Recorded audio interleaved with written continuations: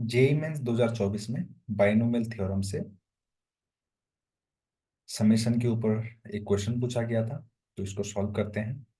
देखिए, देखने के लिए आप ध्यान से देखेंगे तो थोड़ा सा कॉम्प्लेक्स से दिख रहे हैं, बट बहुत इजी है। मैं आपको एक कुछ ट्रिक्स बताऊंगा। तो देखिए, सबसे पहले इस फर्स्ट एक्सप्रेशन को आप ध्यान से देखिए और इसको ब्रेक करके लिखिए। और हमें सिग्मा वाले क्वेश्चन जनरली बड़े टफ से लगते हैं थोड़ा, बट होते बहुत इजी हैं। इसको लिखिए एन सी के इंटू एन सी के अपॉन के प्लस, राइट। अब ध्यान दीजिएगा, यहाँ पे मैं एक कॉन्सेप्ट बताने वाला हूँ। अगर आपके पास लिखा है एन सी के, तो इसको आप लिख सकते हैं एन अपॉन के into N minus one C के माइनस वन। अगर n plus one C k plus one है, तो आप n प्लस वन अपॉन के प्लस वन एन सी के लिख सकते हैं। अगर आप ध्यान से देखेंगे तो यहाँ पे क्या लिखा है, एन सी के अपॉन के प्लस वन लिखा है। देखिए, इसकी जगह पर आप इस n प्लस वन को दूसरी साइड लेके जाएंगे, तो ये क्या हो जाएगा, one upon n plus one हो जाएगा, राइट। इस तरीके से इसको मैं यहाँ पे सब्स्टिट्यूट कर देता हूँ। तो अल्फा इक्वल टू क्या हो गया, सिग्मा के इक्वल टू जीरो से लेकर n, one upon n plus one, n plus one C k plus one, right, into n C k है। और हमें पता है कांस्टेंट टर्म को हम डायरेक्टली बाहर ले जाकर लिख सकते हैं। तो alpha equal to one upon n plus one को मैंने इसी स्टेप में बाहर करके लिख दिया, राइट। अब ध्यान दीजिएगा, कभी भी दो बाइनोमियल कोएफिशिएंट, ये बाइनोमियल कोएफिशिएंट है, मल्टीप्लाई में आपको दिखाई दे, तो वहां पे आपने हमेशा क्या देखना है, क्या इनके जो सब्सक्रिप्ट में लिखा गया चीज है उसको आप कांस्टेंट बना सकते हैं क्या, क्या वो कांस्टेंट है क्या, उनका सम एक्सटेंट, उन दोनों का सम कांस्टेंट है क्या। तो यहां पर बिल्कुल भी नहीं है।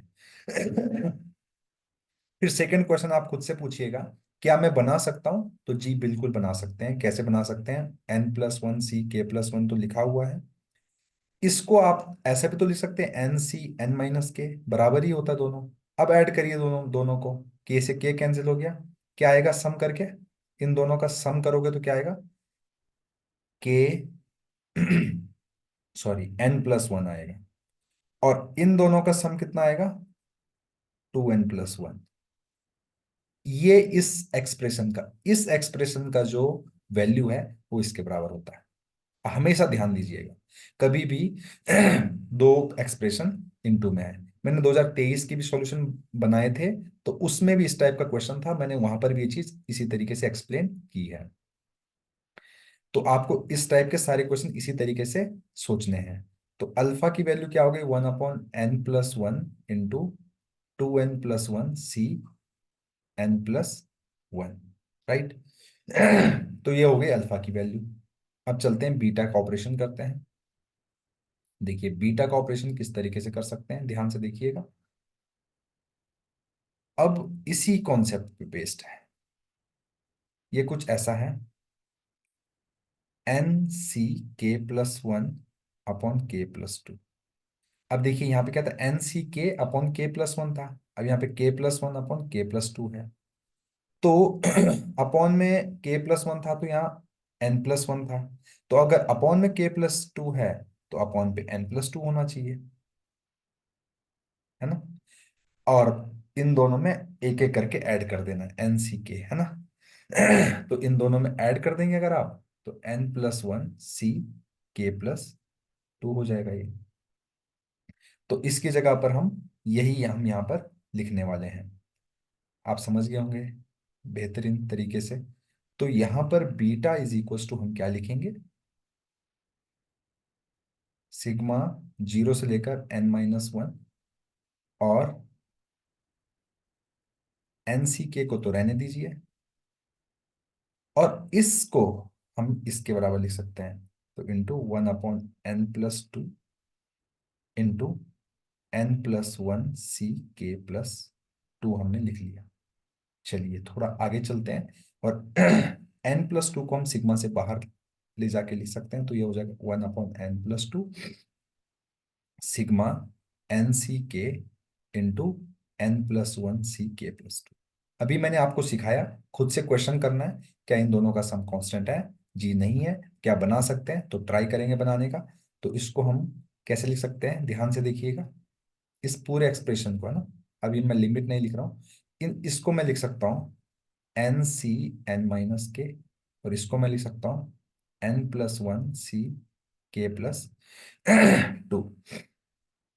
ऐड करेंगे तो k से k मर जाएगा, n+2 बचेगा, ऊपर 2n+1।